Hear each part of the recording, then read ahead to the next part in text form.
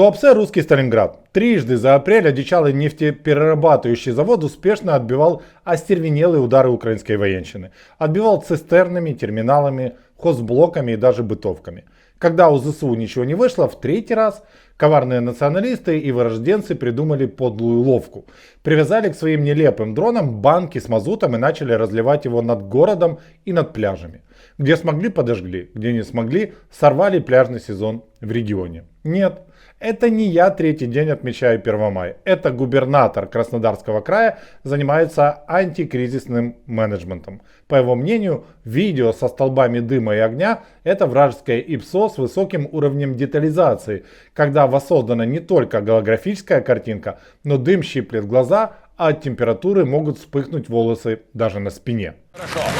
Все в абсолютной безопасности. Никакой паники нет.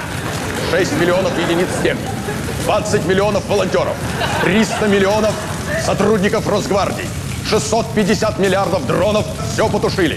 Никакой опасности нет. Опасность уничтожена. Безопасность восторжествовала. Конец связи. В общем, в городе все хорошо. Туапсины, конечно же, в такую дичь абсолютно не верят, но по-разному. Погорельцы разделились на 3 лагеря. Бюджетники и обслуга режима просто не смотрят вверх и во всем ищут позитив. Ведь если НПЗ будет гореть систематически, то средняя температура в регионе поднимется, и в следующем году на околицах Туапсе заколосятся ананасы. Вторая часть истово призывает президента Кудесника прилететь в Туапсе в голубом вертолете и вернуть все взад, как было до, сами понимаете чего.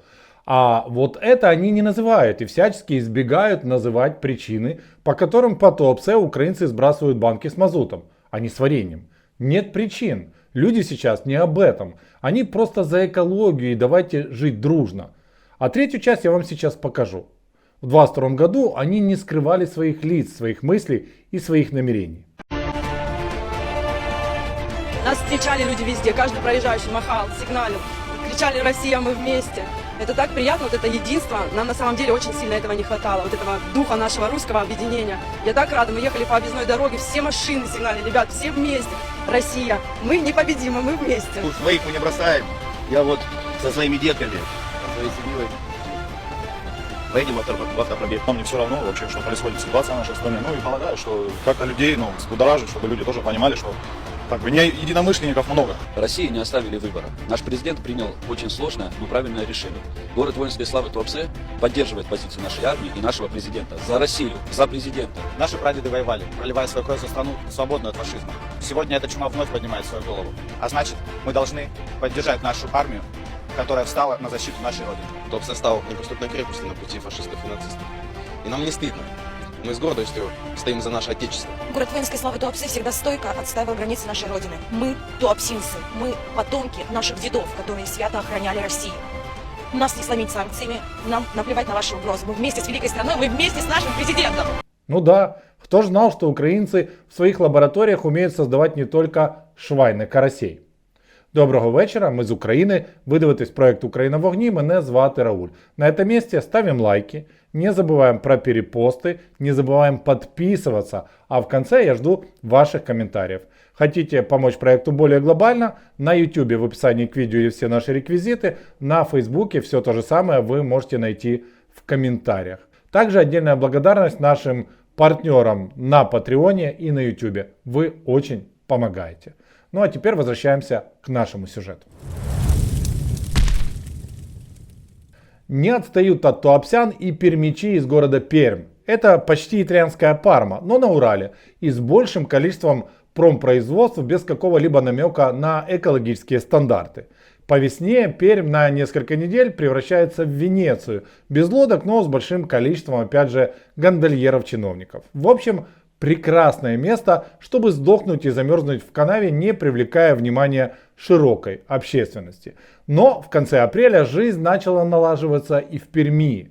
Украинские беспилотники провели демонстрационные полеты над местным НПЗ «Лукойл Пермнефтеоргсинтез».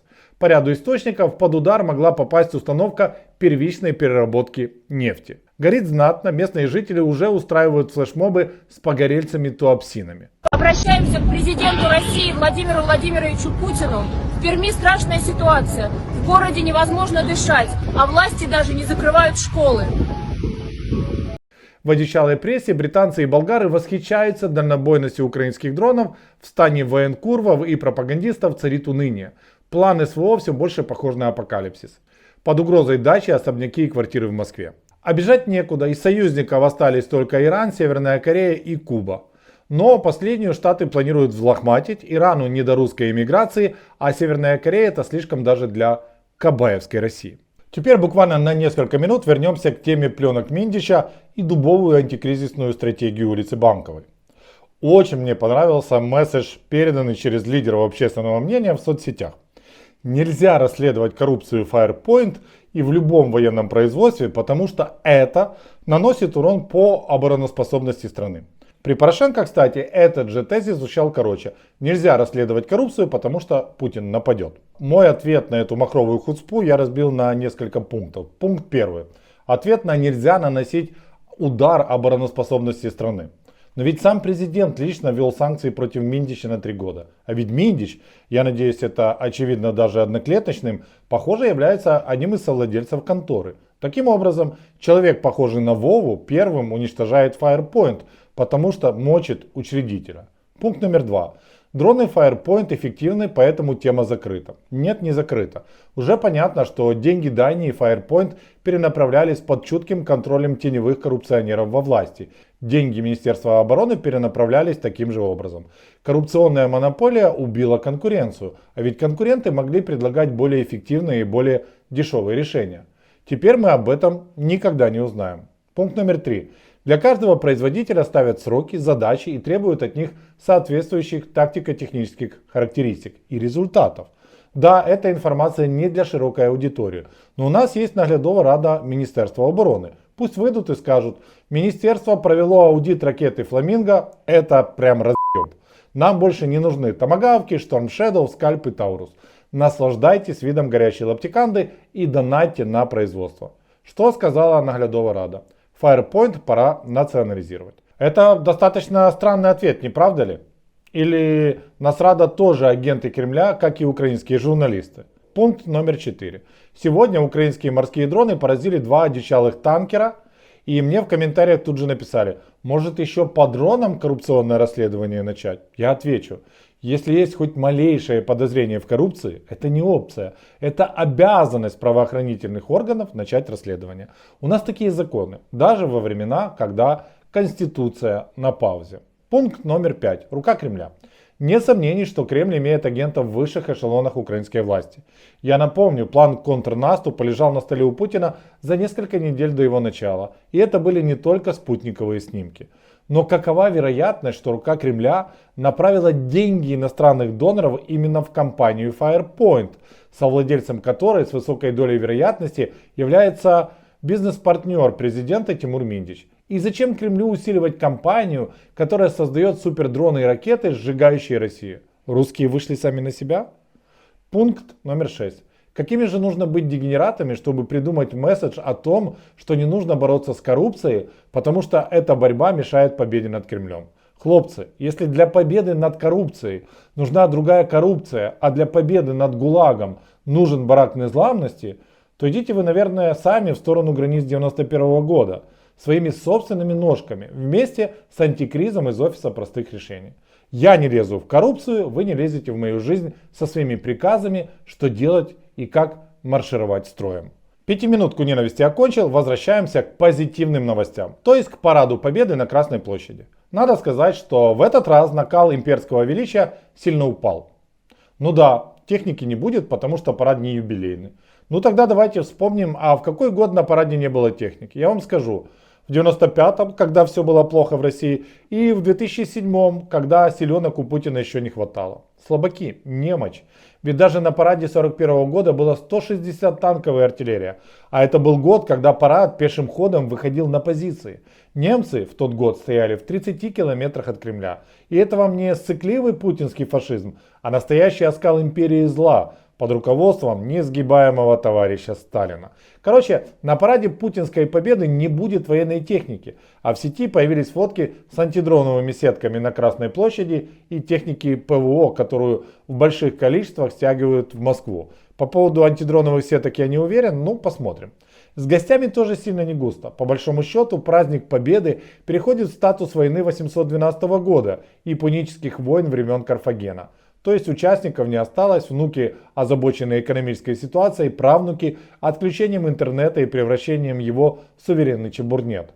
Даже одичалые ржут на тему того, что если Кабаев решится на прямую трансляцию с Красной площади, в интернете ее никто не посмотрит. А в телевизоре все уже очень давно хотят посмотреть не парад, а Лебединое озеро.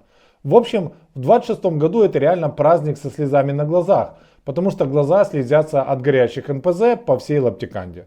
Также вы знаете, что Кабаев предложил Украине перемирие на 9 мая, чтобы спокойно постоять на трибуне и показать, что в халифате все отлично. Зеленский ответил не конкретно. Путин в ответ сказал, что России ответ не важен. Достаточно, что перемирие объявили одичалые. Это крайне странная формулировка, потому что навряд ли они запускают дальнобойные дроны сами по себе. А ЗСУ навряд ли упустит случай ударить по тем местам, откуда одичалые убрали ПВО для защиты Кремля. По Кремлю наши тоже могут попробовать лупануть, потому что нет ничего более прекрасного, чем участники победобесия, которые, бросая штандарты, разбегаются по Красной площади, а деда Кабаева прячет в бункер под мавзолеем. Даже если трансляции не будет, мы все увидим на ТикТоке от участников и с камер видеонаблюдения. В общем, свято наближается, ждем с большим нетерпением. И да, если Firepoint хочет показать свою реальную эффективность, лучшего дня, чем 9 мая, и лучшего места, чем военные объекты в Москве, просто не найти.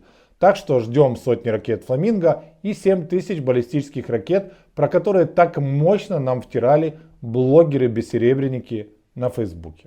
На цьому все. Ви дивилися проект «Україна в вогні». Пам'ятайте про те, що попри усі негаразди, рано чи пізно імперію буде зруйновано. Слава Україні!